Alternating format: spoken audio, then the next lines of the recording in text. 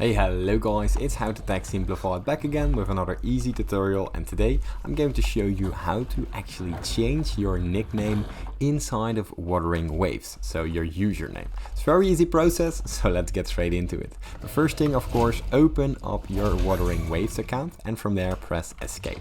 Now from here you see a load of options and right beside your main character you see your name. Now simply press this and here you can edit your name. My name is How to Tag.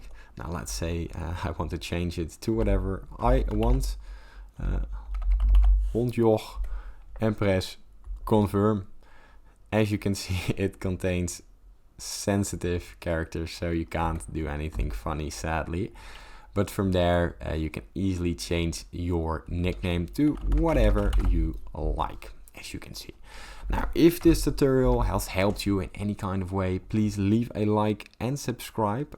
This helps me out a lot, and thank you for watching.